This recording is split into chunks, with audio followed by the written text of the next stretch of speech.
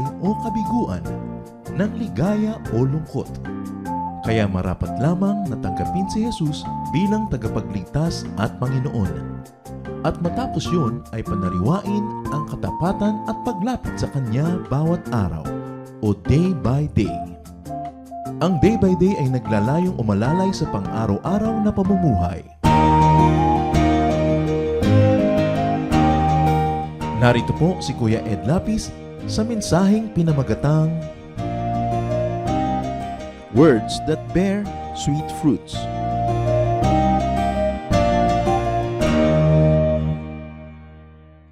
Spirituality is about being kind. It's not about high theology. It is about how we cause people to believe more in God, to believe more in life, and to find more beauty in life. That's why God-fearers, the believers of God, must be very careful with their words. Salamat o Diyos sapagkat kayo ay Diyos ng mga salita na namumutawi sa aming labi. Kayo ay Diyos sa maaari naming sambahin sa pamamagitan ng aming vocabulary.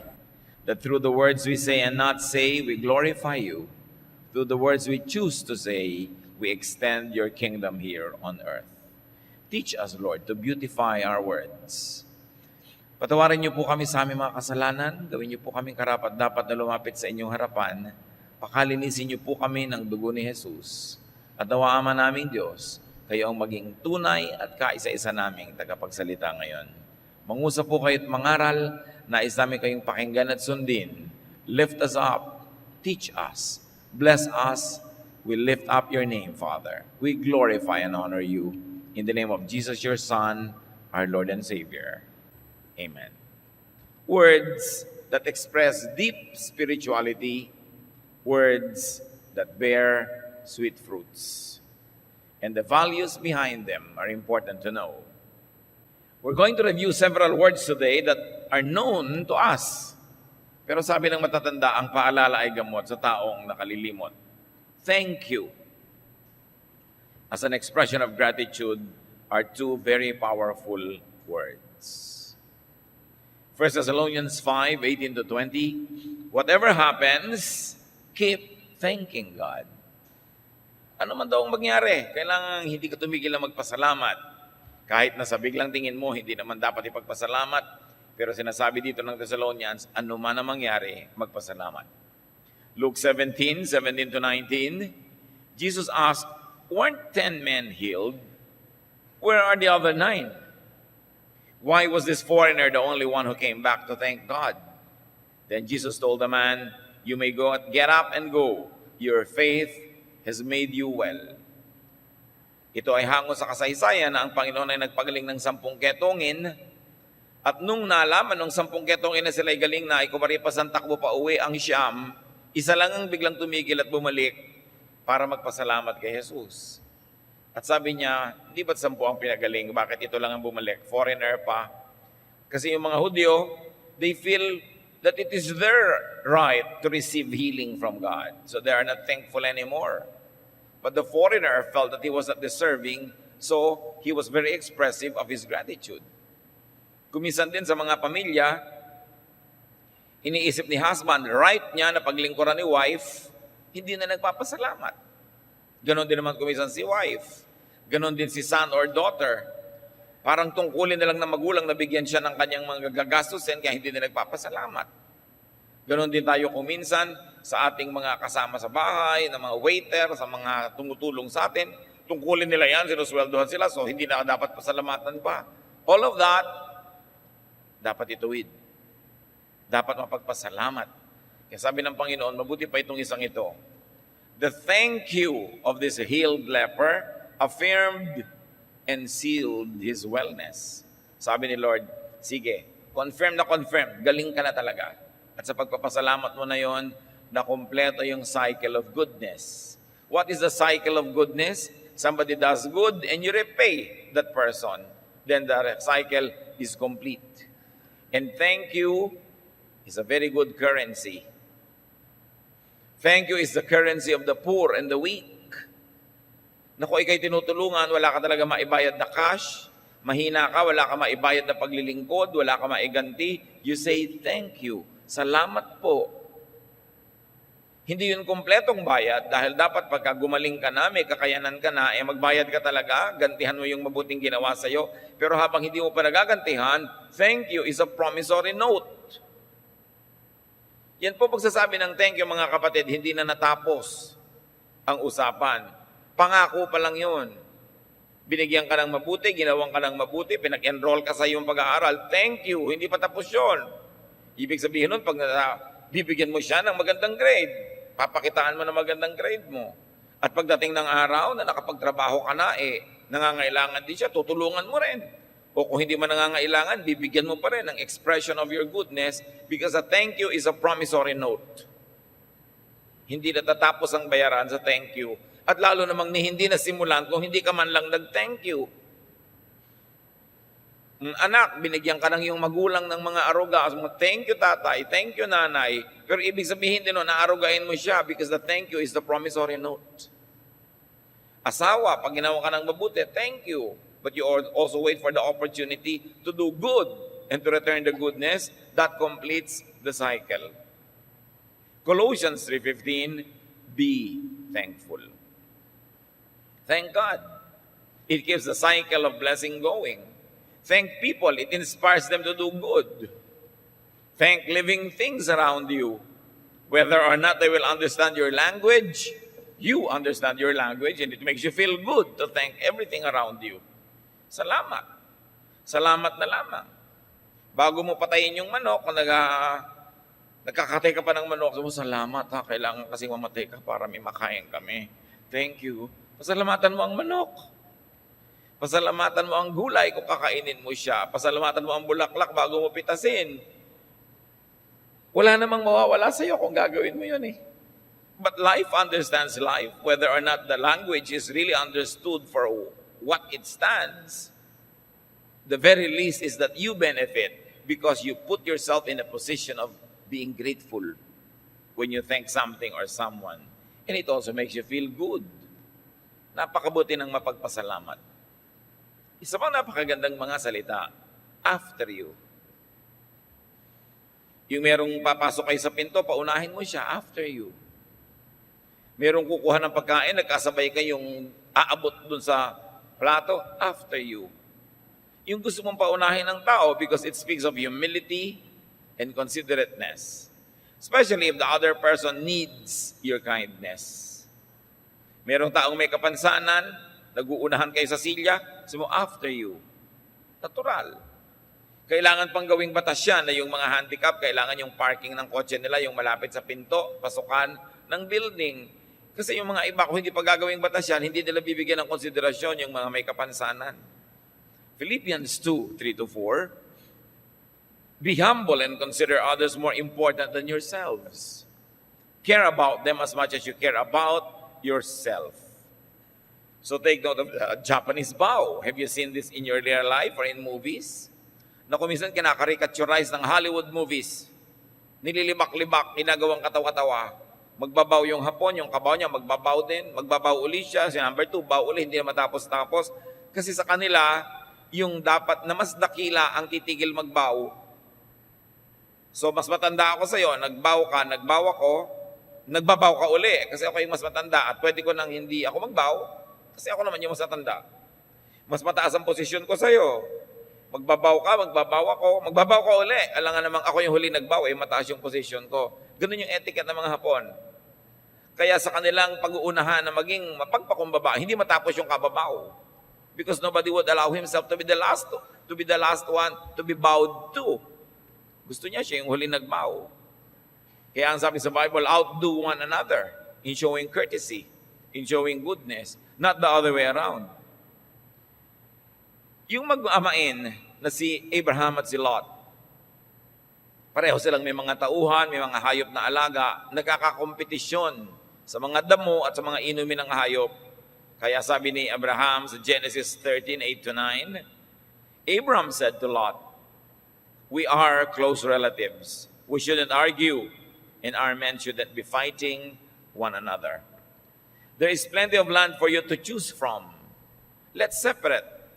If you go north, I'll go south. If you go south, I'll go north. Ang totoo nun, ang dapat merong prerogative o mas may mataas na karapatan ay yung matanda, si Abraham. Pero karamihan kasi ng mas bata, makitid pa yung utak, makasarili, mapusok. Kaya hindi sila laging naaasahan na sila yung manguna na gumawa ng tama. So ang ginawa ni Abraham, kahit siya ang may karapatan, siya na yung nag-volunteer na dehado. Sabi, sige, nag-aagawan ng mga tauhan natin, ng mga damo, dahil yung mga hayop ko, pag pinapakain, nakikipag-agawan yung mga tauhan mo para pakainin yung hayop nyo. Maghiwalay na lang tayo para tahimik ang buhay. Kung gusto mo, pumunta ka dyan sa sur, ako sa norte. Gusto mo ikaw sa baba, sa plains, ako sa may kabundukan. Dapat maghiwalay tayo para tahimik. You know? Very good words. Sabi niya, after you, ikaw maunang pumili. Words beget words. Feelings beget feelings. Respect for others beget respect. Humility in you inspires humility in others. Asal hayop na lang, yung magandang yung kalooban, susuklian niya ng pagiging makasarili. Yung sinabihan mong after you, sabi niya agad, okay. Yung hindi mo lang inalokang, no, after you. Kasi siyempre, pagka mabuti ang tao, hindi mo rin pinagsasamantalahan dahil later on, madadala na yon, mababawasan na yung kabutihan niya o baka tigilan na niyang gawin. At marami sa ating mga tao, nagsisimulang mabuting makitungo, pero nadadala, kaya tuloy ay nagiging mabagsik, nagiging hindi na mabait. Another very important set of words, if you please. It bespeaks of politeness, consideration, and non-pressure. Genesis 24:17-20. Abraham's servants ran to her and said, "Please let me have a drink of water." "I'll be glad to," she answered. Then she quickly took a jar from her shoulder and held it while he drank. After he had finished, she said, "Now I'll give your camels all the water they want." She quickly poured out water for them, and she kept going back for more until his camels had drank all they wanted. Isipin ninyo ito, isang babaeng umigib sa balon. Ang hirap yatang kunin yung tubig mula sa baba, hihilahin mo pataas, ilalagay mo sa jar mo. Tapos puno na sana yun, natuuwi na siya, pero nagpainom pa siya ng isang nauuhaw at pati mga kamelyo nung pinapainom niya, ay pinainom niya. Pero ang sabi naman ng servant, "Please, let me have a drink of water." Hindi demanding. Please means non-command. And non-command gives dignity and pleasure to the servant. It also gets better service. When offered anything good, always say, "Yes, please." Tandaan nyo mga kapatid, masakit sa tenga, sasabihin ng waiter, "Sir, water?" Suma, "Yes." O tatango ka lang, para kang si Emperor Nero. You say, "Yes, please." Sabi ng asawa mo, "Coffee?" You say, "Yes, please." Laging may please. Masakit sa tenga yung yes lang. Yes. Tandaan nyo to, kung meron kayo matatandaan ngayong umaga lang at hindi nyo pa habit. Kasi konting-konting tao lang ang nadidinig kong may ganitong habit na yes, please. Dapat may kasunod na please. Kasi para kang kung sinong amo pag sinabi mo lang yes. It's always nice. Kahit pa waiter yon at bayaran mo at magtitip ka, "Yes, please." Diba? Another very important set of words, you are good. Husbands, kailan nyo huling nasabihan ng inyong wife, "You're good"? Or it's equivalent. Wives, when you ever tell your husband, "You are good." It comes from appreciation, expressiveness of, and giving recognition. Express appreciation of what people do. It's not understood. Magaling yung ginawa ng inyong secretary, sabi, "You're good." Ang galing-galing ng ginawa ng isang taong tumulong sa iyo, "You are good." Sumakay ka ng taxi, ang husay niya magmaneho, sabi mo, "You are good."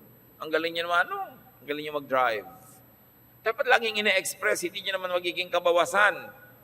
Pero ang laking karagdagan sa kapwa, at the end, it will also be a great addition to your personality.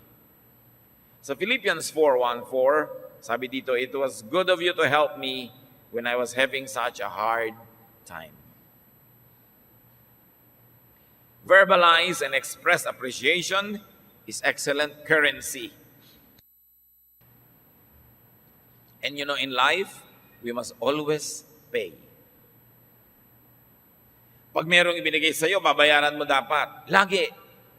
Kaya nga kung wala kang pambayad na pera, thank you. At kahit may pambayad ka pa, dinagdagan mo pa ng thank you. Karagdagang kabutihan yon.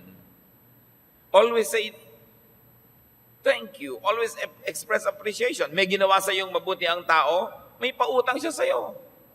At ang pinakamaliit mong pwedeng ibayad, sabihin mo, ang galing naman ang ginawa mo. Nakatulong talaga sa akin. Salamat sa tulong mo. Laging ganon. Nasa pasalamatan na ba natin ating mga labandera kung meron? Salamat. Sinusuot ko araw-araw, hindi ko na kailangang maubos ang panahon ko para laban ito at plantsahin. Tuloy nakakapagtrabaho ako, nakakapag-aral ako. I'm able to do great things because you help me do these things that otherwise would consume so much of my time. So you say, you are very good. Pag may ginawang mabuti ang isang tao, especially above what is normal or necessary or expected, may utang tayo agad sa kanya. Kasi gumawa siya ng mabuti. At ang pinakamaliit mong pwedeng ibayad, sabihin mo, ang galing naman ang ginawa mo. Kasi nga, parang pera ang salita na ipambabayad. Bagamat never enough. Kaya pag sinabi mo rin, ang ganda naman ang ginawa mo, promissory note din yun. Sinasabi mo rin, as much as the Lord allows and as much as I can, gagandahan ko rin ang ministry ko sa iyo. Gagandahan ko rin ang ginagawa ko para sa iyo. Sasabihin mo sa mga teacher, ang galing-galing talaga ng teacher ko. Ano naman ang appreciation mo sa mga, ang galing-galing niyo po magturo. Pero yun ay promissory note din. Meron ka pang dapat idagdag. Mag-aral ka mabuti. Yun ang ganti mo sa pagtuturo niyang mabuti. Gano'ng karaming teacher, nagsisimula, very good ang intention, gustong magturo, gustong maganda ang turo. Pero kahit anong assignment ang ibigay, yung mga estudyante, hindi gumagawa. Kahit anong tanong, walang sumasagot. Magbibigay ka ng test, ang bababa ng score. May project kang i-assign, walang kwenta ang trabaho, makapag-submit lang. Gano'ng kagaling man ang teacher, after 3, 4, 5, 6, 7 years, na gano'n ng mga estudyante, maybe on the 10th year, ganon na rin yung teacher, bali wala na rin sa kanya yung gagawin niya. Kasi hindi siya na-inspire. Gano'ng karami sa inyo ng bagong kasal, gustong-gusto nyo ibigay yung best sa husband, but the husband doesn't return the best. Mamaya, tinatamad ka na. Ano bang brew-brew pa ng coffee? 3-in-1 na lang. Walang budget, 2-in-1 na lang. Di ba? O mamaya, magkape ka mag-isa mo. Kasi hindi siya nasisiyahan sa ibinibigay mo rin sa kanyang serbisyo. We must inspire each other to higher ambition, to greater performance, to better fruitfulness. Pagka hindi mo na-inspire ang kapwa, tapos bumaba ang quality niya, maraki ang kasalanan mo doon. Tapos sasabihin mo pa sa asawa mo, bakit naman nung unang-una tayo, ang sweet-sweet mo, ngayon hindi na. Maibig manalamin ka, itanong mo sa sarili mo, ba't nawalan ako ng gana sa'yo? Bakit tinamad na akong maligo araw-araw bago tumabi sa'yo? Ay, ikaw puro grasa, natutulog ka na lang ganyan. Puro lupa ang kuko mo. Diba? Nawawala na rin ng gana yung isang tao na maging mabango at maganda kasi hindi mo naman siya ginagalang kung ano na lang itsura mo, iharap mo sa kanya. We inspire people. And words inspire people. Kaya pag mayroong mga tao na malapit sa atin, kamag-anak, kaibigan, office mate, na ang sagwa-sagwa ng pakita sa atin, para lang siguro tayong nananalamin. Ang nakikita natin, sarili natin, salamin lang sila. Malaki ang pananagutan natin to inspire people to be good. Other words that bear sweet fruits. How are you? Kumusta ka naman? Ano bang kalagayan mo dyan? Because it speaks of concern and compassion. Now ask, how are you? And really be interested in the answer. Hindi yung kumusta ka, tapos bago siya makasagot, nakalipad ka na, ang layo mo na pala, nangumusta ka pa? Philippians 4:10, the Lord has made me very grateful that at last you have thought about me once again. Actually, you were thinking about me all along, but you didn't have any chance to show it. So alam mo, tuwa ako't naalala mo ko. Pero ang totoo, alam ko namang naaalala mo ako, hindi ka lang nagka-chance. Very polite ang may sulat. Pero kung naaalala mo talaga, di-express mo. Kailangan ipinapahayag. Now, how are you really means, how can I help you? Alang matatanungin mo, kumusta ka sa niya? Masakit ang ulo ko eh. Ako rin, masakit ang ulo ko. You know, parang binaliwala mo yung nararamdaman niya. Kasi, lagnat laki lang yan, lilipas din yan. Then you brush it off. You trivialize it, binabaliwala mo yung nararamdaman niya, nagtanong ka pa. How are you means, how can I help you? And how can I rejoice with you? Kumusta? Ang saya ko eh, kasi yung anak ko first honor. Eh di ba talaga? Anong favorite subject niya? Kailan ng graduation? Hindi yung may maganda siyang ibinalita, hindi ka man lang makisaya. Kasi talagang pag sinasabi mong kumusta ka, nakikisangkot ka sa buhay ng iyong kapwa. At syempre, kung talagang taus-puso ang pakikisangkot mo, ang totoo noon, pag sinabi mong how are you, paano kita matutulungan kung nangangailangan ka ng tulong? At paano naman kaya ako makikipagsaya sa'yo kung ang saya-saya mo pala? You see, to say how are you is an investment in time. Like all the things that we have discussed. Being nice is an investment in time. Because it takes a lot of time to be nice. Pero kung may 24 hours a day ka naman, gano'ng karaming beses mo inuubos yun sa kung ano-anong bagay. At being excellent, pwede yun, pero dapat balance kasama ng being nice. At being productive, pero kailangan din being nice. At being very efficient, at being very this and very that. Ang matatandaan naman ng tao sa iyo pag nakaburol ka at nakatingin siya sa iyo ang taol, kung gaano ka ka-nice. Yun naman Siyempre, matatandaan ka rin kung magaling ka magtrabaho, magaling ka magganito, maganda ka magbihis. Pero at the end of the day, what matters to people is how nice you are to them. Yung masabihin, alam mo, mabait yan. Napakahalaga nun. Another important set of words, I'm sorry. Pero yung sincere hindi nakaasul ka, tapos naglulungkot-lungkotan kang, I am sorry. Yung talagang sorry. Why? Because it comes from humility. When one committed a mistake. And when you are sorry, say it, mean it, and act it. Hindi salita lang. Na pag nakalusot ka, lalabas na naman ang mga sungay mo't buntot at kaliskis dahil nakalusot yung I am sorry mo. Apology is also currency. Ang mga offended party, pag sinabihan ka ng sorry at taus-puso, kahit hindi buo, at least partly, nabayaran ka na. So pag nag-sorry na, bawasan mo na yung galit mo kung hindi mo kayang alisin lahat. Bawasan mo na yung parusa, again, kung hindi mo kayang tanggalin na lahat. Nag-sorry na nagbayad na. Ang tunay na pagsasabi ng sorry is pagbabayad. And you know, as we always say, always pay. May nasaktan ka. Kahit tama ka o mali, mali man siya, pero nasaktan mo, may utang ka na rin. You pay. And when you pay, you say, sorry. Pag naman ikaw binayaran na, mag-issue ka ng resibo. Acknowledge receipt of the payment. So pag may nag-sorry, kung kaya na ng damdamin mo at totoo naman sabi mong, okay na.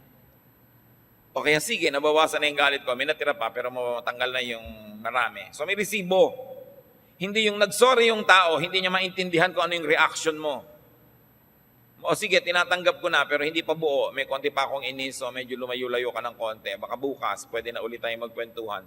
You must always acknowledge your reaction to the sorry being offered you. Kasi may ginawa siyang mali sa'yo, may utang siya. Pero nagbayad siya ng sorry. Dapat ka magsukli. Okay? I understand. I still feel bad, but I understand your point.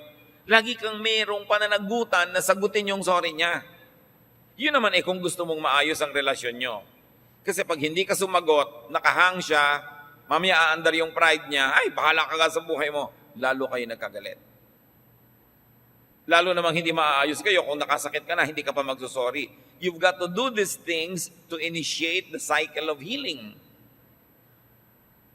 And you know that when you have hurt someone, dapat healing ang kasunod. When you got hurt, you must seek healing, not revenge. Pag nasaktan ka, ang hinahanap mo dapat yung ikaw ay magamot at gumaling. Hindi makapaghiganti at masaktan mo rin siya. Dahil pag nasaktan din siya, sasaktan ka rin niya, yan ang cycle of vengeance na hindi matatapos. Ubusan ng lahi. Everybody loses. Kaya napakalaking word yung I'm sorry. Dahil mahirap bitawan yan, lalo ng isang taong mataas ang pride. Kaya pag nag-sorry na, tanggapin mo na. Kasi pag hindi mo tinanggap, aandar ang pride nun, magagalit palalo sa'yo. And you know, I am sorry may never be enough. But it's an expression of willingness to pay. What are we saying? May nagawa ako masama sa'yo, na-realize kong masama, I say, sorry, I am not yet paid. I have only begun to pay. Kasi pag sinabi kong sorry, ibig sabihin, na-realize ko ang mali ko. Nakasakit ako sa'yo, patawarin mo yung nasaktan na damdamin, pero hindi enough na patawarin mo yung nasaktan na damdamin, babayaran ko yung nautang ko sa'yo. Okay, nangutang ako sa'yo, hindi ako makapagbayad ng matagal. Sabi ko, sorry ha, hindi ako makapagbayad. Pero hindi ibig sabihin, bayad ka na. Nagsimula ka palang mag-acknowledge na gusto mo magbayad at dapat magbayad ka para makumpleto yung pagiging sorry. Okay, na-discover ng asawa mo na may number 2 ka. Sabi mo, sorry. Okay, sorry. Pero ibig sabihin nun, tatanggalin mo yung number 2 mo at i-correct mo yung buhay mo because you're saying sorry is only a promissory note to complete your payment. Yung mga iba naman, ano ba, nag-sorry na nga ako ah. Oo nga, nag-sorry ka pero itinutuloy mo pa rin eh. So hindi ka sorry. Because to say sorry is, pagalingin natin yung sugat mo at di na kita susugatang mali. Yun na talagang sorry. Kaya pag ang tao nagsasabi ng sorry, heartfelt, tatanggapin mo kasi ang laking commitment para sa isang tao mag-sorry. At ang tunay na pagsasabi ng sorry is a holy commitment to repair the damage, to pay the debt, to bring closure to a problem. So I am sorry means pay more over time. It's a willingness to pay more. It's a willingness to pay fully as the situation allows. Kaya pwedeng sorry ako last year, pero hanggang ngayon hindi pa ako tapos magbayad nung sorry na yon kasi installment ang bayad ko. I am sorry is also a promissory note, as we have said. It means I will not do it again. I will restitute. Kaya yung tayo nagsasabi sa Lord, I'm sorry. Hindi ganun kagaan yung confession. Lord, nagkasala po ako, sorry. Bukas na lang po. Magsasorry na lang uli ako pag naulit ko na to. No. A sincere confession has the intention not to repeat the offense. At pag dinidibdib natin ang mga kahulugan yan, ang mga relasyon mabilis gagaling ang mga sugat. Maaayos ang mga gulo. Words were created by God to express profound and holy ideas so that life can be better. That when your actual doings come short of the glory of God, the words can come out, probably not as full payment, but as a promissory note so that healing can begin. But healing must be sustained by keeping that promise and keep on paying even by installment. Napakahalaga na dinidibdib natin yan. Spirituality, goodness, and kindness means time. By this time, nakikita na natin, lahat ng magagandang salita na ito, may investment na kasama ng panahon. Nagbibigay ka ng oras para matupad yung sinasabi mo, para mangyari yung ibinapangako mo, at para magbigay ng puwang sa kabutihan na pwedeng maganap na sinimulan at binuksan ng iyong magandang salita. Pag wala kang panahon to be nice, nasan ang panahon mo? Para saan? Para ano? Sabi ng Ecclesiastes, for everything there is season and a time for every matter under heaven. especially, of course, time to be good, time to bring healing and sweet words into people's lives. Now, what else could be a very good word? Non-words or silence. It means minimum or absence of words. Yung naunang anim, puro salita. Pero ito ngayon, mahalagang salita mga kapatid, silence.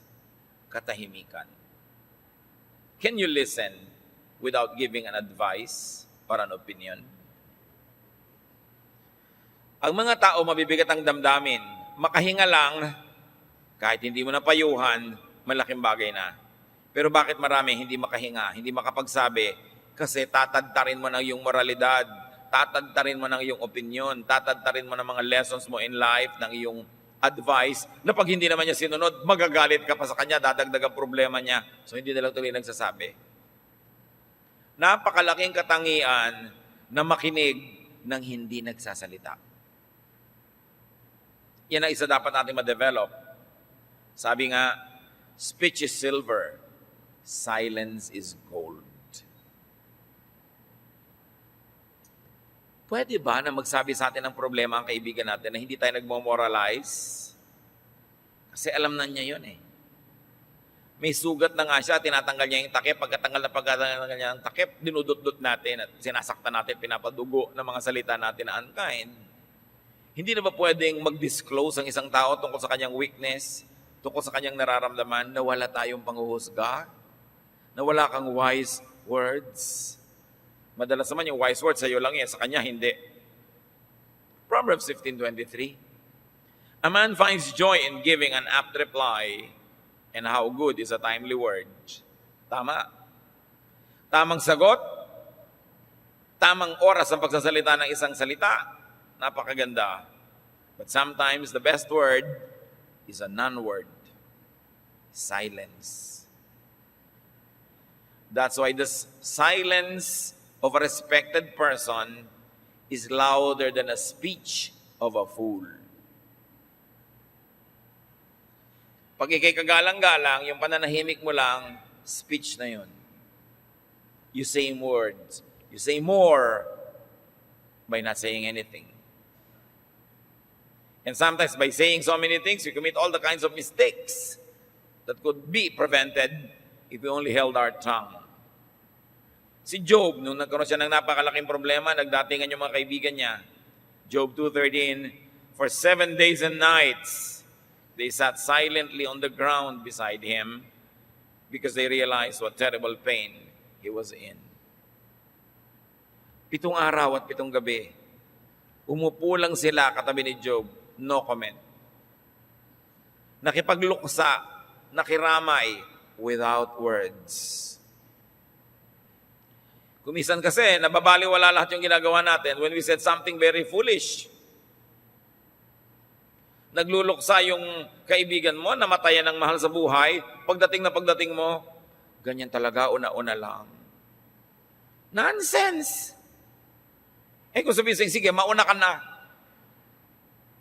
Mas mabuti, wala ka nalang sasabihin eh. Kaysa may sabihan kang mali.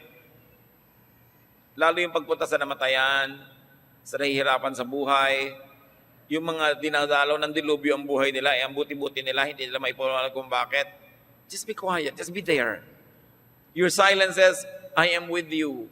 I understand, I feel with you, I'm here if you need me, but I don't know what to say and how to explain it.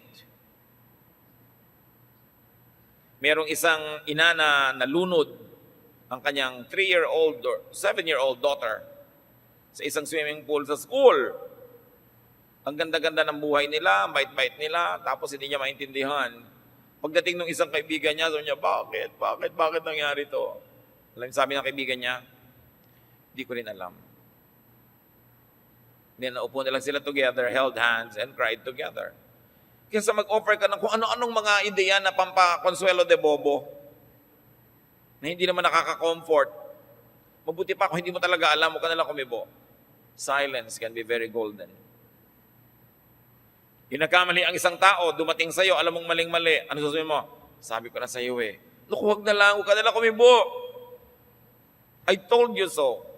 Alam na niya yun, kaya nga siya nandyan eh. Sometimes words can cheapen us and can trivialize the pain of other people. Silence means respect. Paggalang. Merong bigong-bigo, maling-mali, darating sa'yo, nakalaglag ang balikat, nakayuko ang noo. Sisermonan mo pa ba? Silence means, well, you committed a mistake.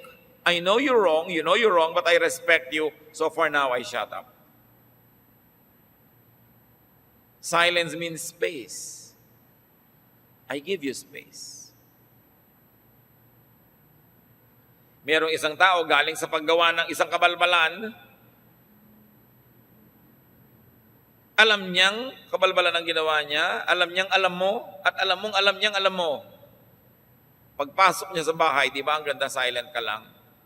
Kesa, saan ka na naman galing? Blah, blah, blah, blah, blah, blah. Magiging offensive ka, magiging defensive siya.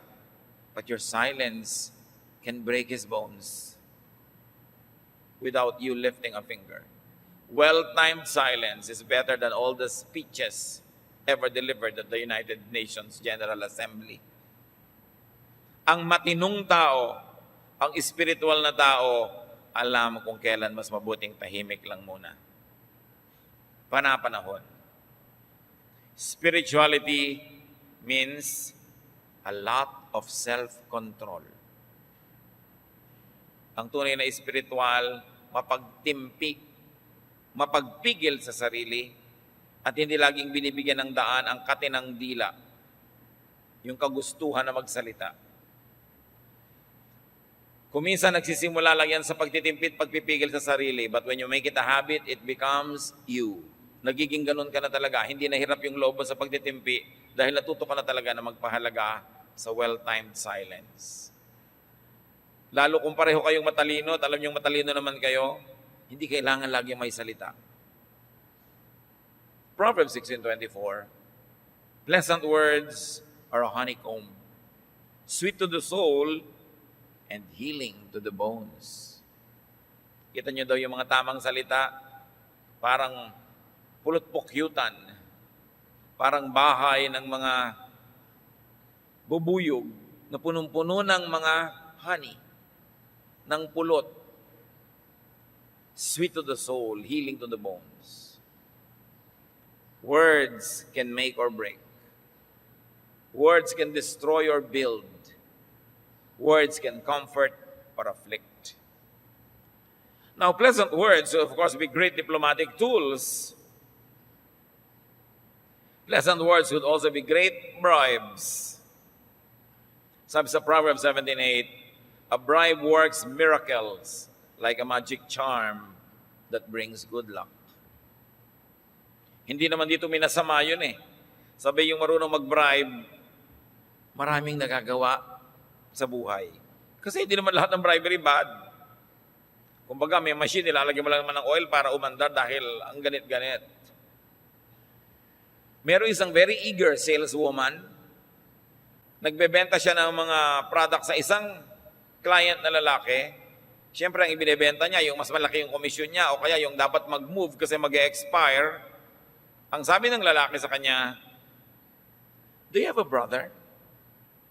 Sabi naman ng sales clerk, yeah, meron akong brother. Mahal mo ba yung brother mo? Of course, mahal ko yung brother ko. At sabi nitong bumibili, itrato mo kung yung kapatid mo na yon. Kung bibigyan mo ko ng regalo, alin dyan ang ireregalo mo sa akin? So pinili niya talaga yung mahuhusay. Sabi niya, yan ang bibilin ko. You know, just words. Words can open doors and close doors. May mga tao na darating sa iyo, kumisan maganda naman yung intention, pero ang bugad mo salita, ang pangit, ang naprovoke sa kanya, yung pangit din sa kanya, yung dalawang kapangitan nyo ang nagbakbakan. Do you think it will end up in anything good? Because ang bawat tao may maganda at may pangit na mukha. Pag yung mukha mong pangit ang ipinakita mo sa dumarating, ilalabas din niya yung pangit niyang mukha. Dahil sayang naman yung maganda niyang mukha kung yun ang ihaharap niya sa pangit mong mukha. Kung ang iniharap mo yung maganda mo, more often than not, although not always, but more often than not, ang ilalabas din niya yung maganda niyang mukha. Inspire people to be good. Because inside everybody is a great reservoir of goodness. because we were made in God's image. But we were also tainted by Satan. So there is also a satanic nature in each person. Ngayon, anong napapalabas mo sa iyong kapwa? Yung pangit niya o yung maganda niya? Because it speaks tons about yourself. Kasi kahit na mga bastos na mga laseng, pag matino yung kasalubong, tumutuwid ang lakad. Pero kahit matinong tao, kuminsan, nagiging salaula ang ugali pag ikaw ang kaharap. So tayo ang nag-i-inspire sa iba to be good or to be bad. Most of the time. Meron tayong pananagutan. So let us cleanse, let us beautify, let us sweeten and decorate our speech. It is high theology. It is high spirituality. It is extreme religion to be able to tame your tongue, to say things that glorify God and bring out the good nature in other people. When we speak, let us build, not destroy. Let us uplift, not put down. Let us make people happy, not sad. That is spirituality beyond theology. Ama namin, salamat sapagkat kayo'y mabait sa amin. Binigyan niyo kami ng capacity to speak. May dila kami, may isip kami.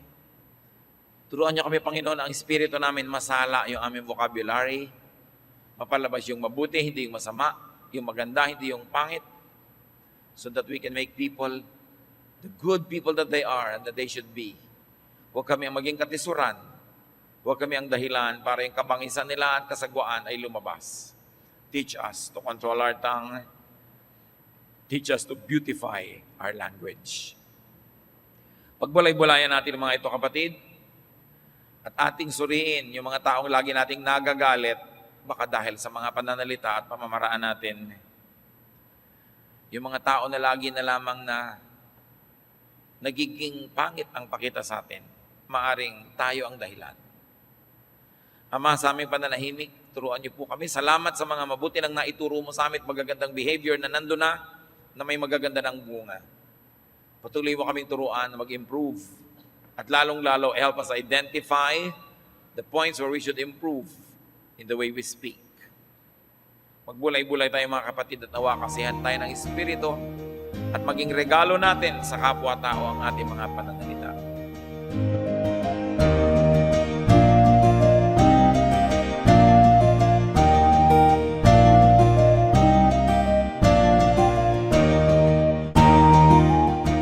Ang katatapos pong mensahe ni Kuya Ed Lapis ay pinamagatang Words that Bear Sweet Fruits.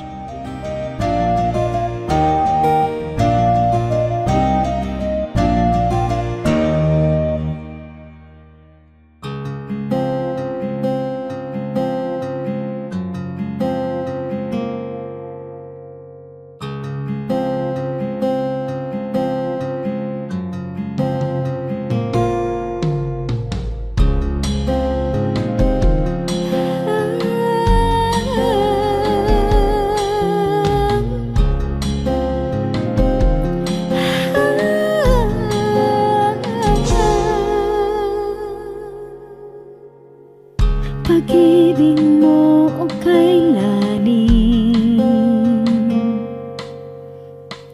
sukat man lumayo'y mahal pa rin. Liparin ko man ang dulong ng langit, sa piling mo pa rin magbabalik.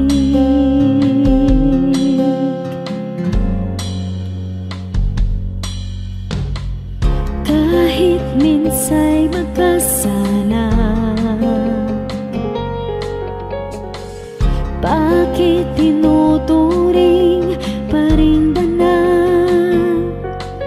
O Jesus, kayo nag-alay ng buhay, katwiran niyong aking tinataglan.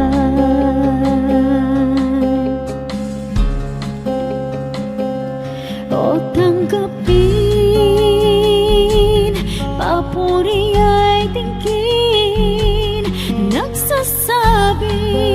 Ikaw, aking hari, Diyos na banal, ngalay tinatanghal. Kabutihan mo sa'kin walang mali. O Diyos, salamat sa pag-ibig na wagas.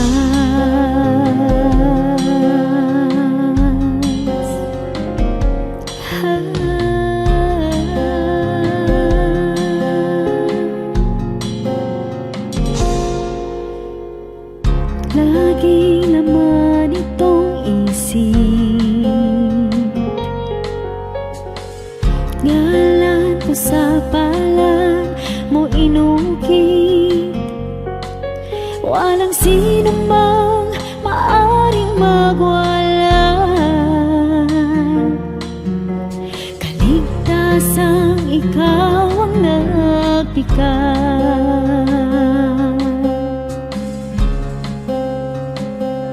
O tanggapin, papuri ay tingin, nagsasabing ikaw aking hari, Diyos na banal, ngalay tinatanghal. Kabutihan mo sa'kin walang mali. O Diyos, salamat sa pag-ibig na wagas.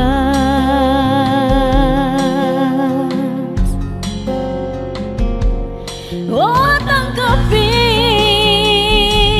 papuri ay tingin, nagsasabing ikaw aking hari, Diyos na banal, ngalay tinatanghal. Kabutihan mo sa'kin walang mali. O Diyos, salamat sa pag-ibig na wagas.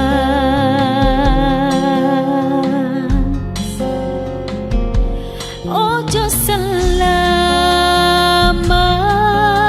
sa pag-ibig na wagas.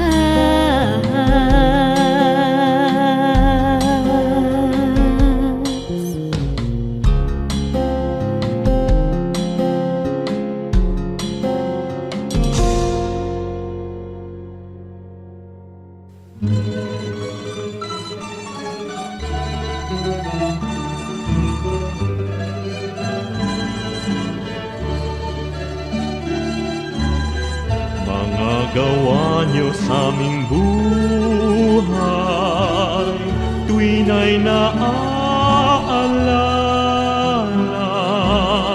Kayo'y laging tapat na tunay, puno ng pagpapala. Salamat sala'y pinatawad,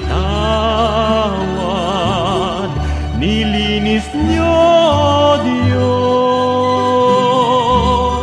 Pakinggan niyo't aming ilalahad, awit sa inyo, Jesus. O kay sarap mabuhay sa piling niyo, Jesus. Bawat landas may kulay, kasiyahay lubos, ang tanging ninanais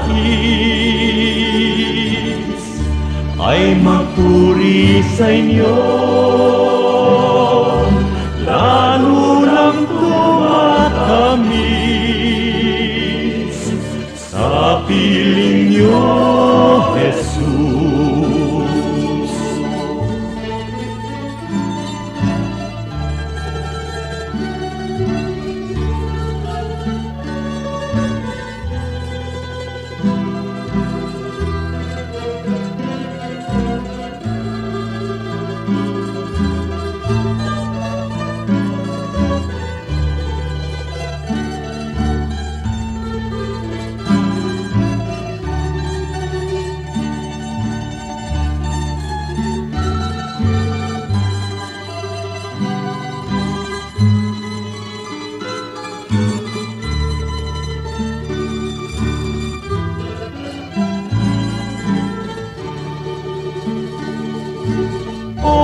kay sarap mabuhay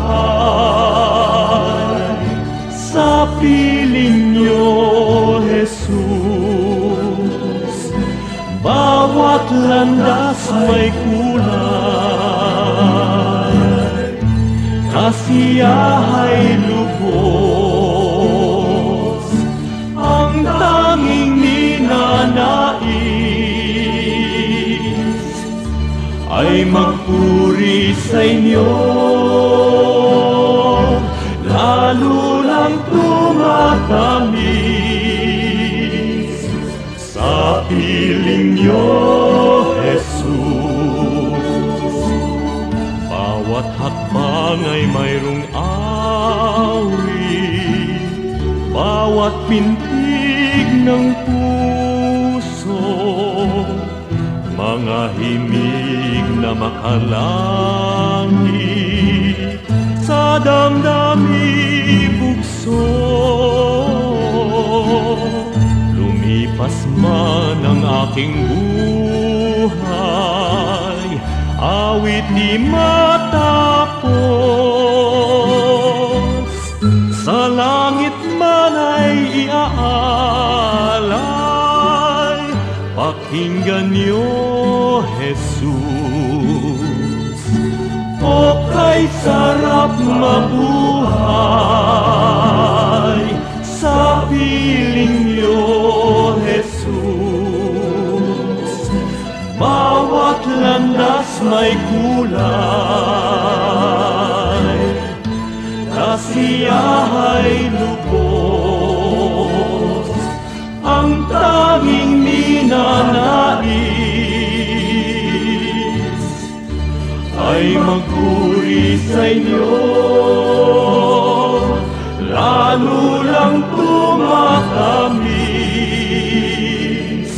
sa piling niyo, Jesus. Lalo lang tumatamis sa piling niyo, Jesus.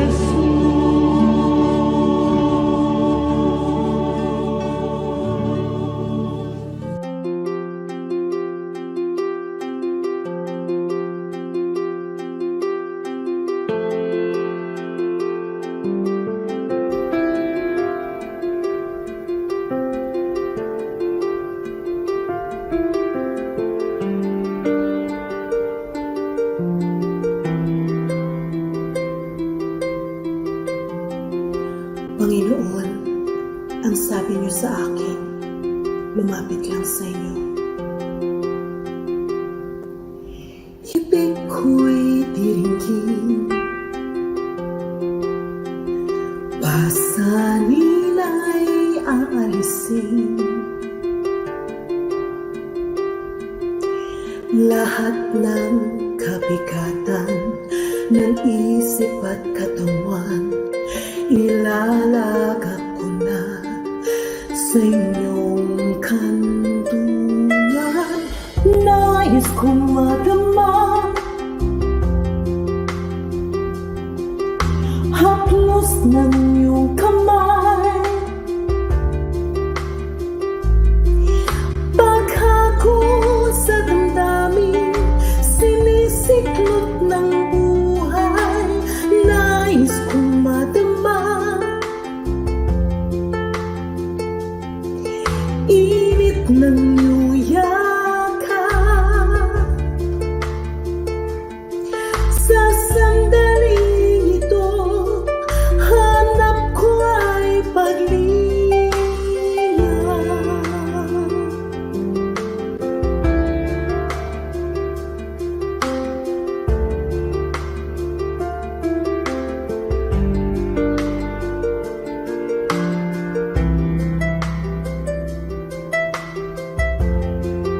Panginoon, tinatanggap ko po ang inyong paanyaya.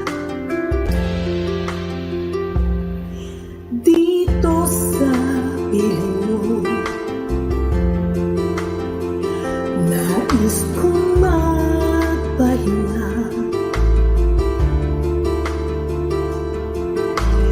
Ang pagod kong puso naghahangad karapatan mong lunas. Bigyan ng pag-asa, nais kong madama.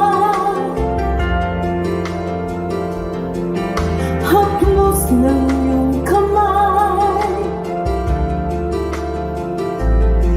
paghakot sa damdamin, sinisiklot ng buhay, nais kong madama. Init ng iyong yakap, sa sandaling ito, hanap ko ay paglinga.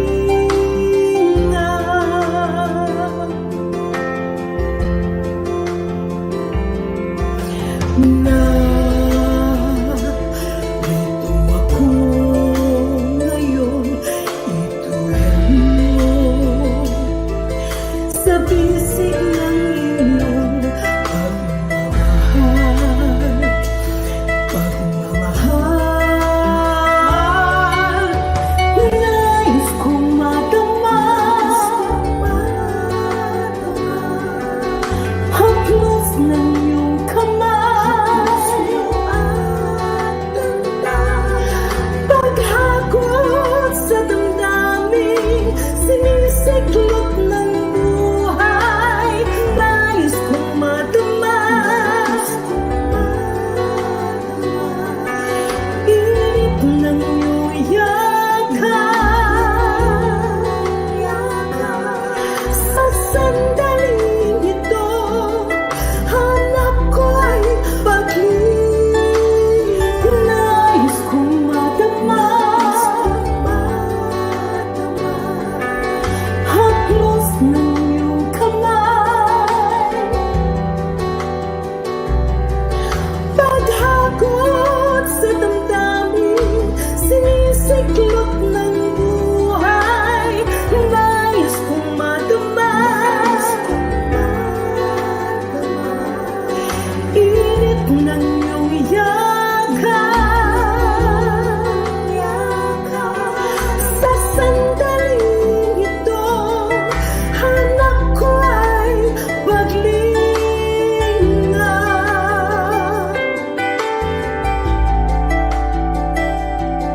Sa sandaling ito, hanap ko ay paglinga.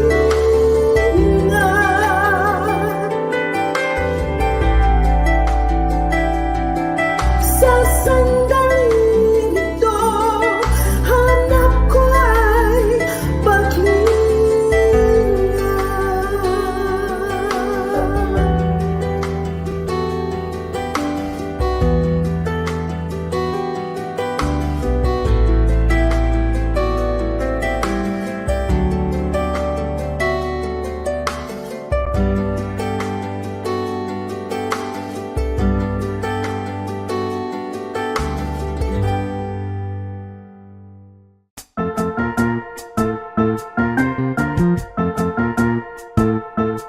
Oras na po para pansamantalang magpaalam ang programang Day by Day.